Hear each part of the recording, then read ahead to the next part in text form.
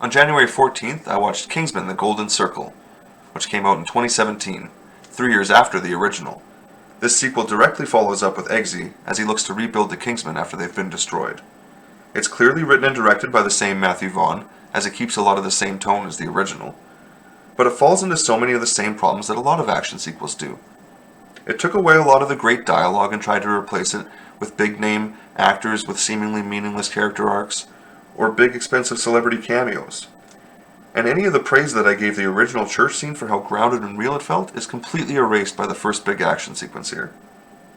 Being a sequel, of course, means it had to take all those action scenes from the first one and ramp them up to 11, but in doing so it almost turned it into a cartoon.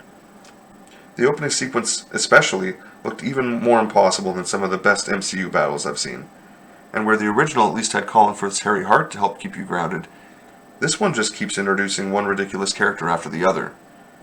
I do have to admit that the bad guy's plan makes a lot more sense than the original, but the way it plays out is just so badly shown.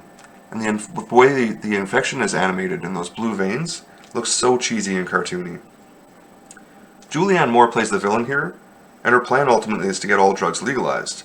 Her means is blackmail, which makes her the villain, but the goal itself isn't as villainous as others. So it would have been really interesting to see her written to display that level of depth and complexity. But instead she's just an even more extremely violent bad guy than the original, and her favorite method for killing people is just another one of those things that makes this movie way too cartoony. It's a weird thing, but this movie is at the same time hyper-violent and gory, but not, because of how fake it all looks. Would you say Itchy and Scratchy is gory? Because that's basically what this is. The swearing alone would give this movie an R rating. But like a lot of the violence and action, the foul language doesn't feel natural. It feels like it was just forced in as much as possible to entertain the young kids who snuck in.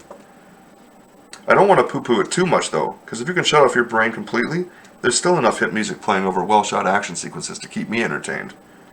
Just be ready for a borderline live-action animated crossover. It's still a good movie, it's just not as good as the original. I gave it a 5 out of 10, and its current list position for me is 758. So thanks for watching.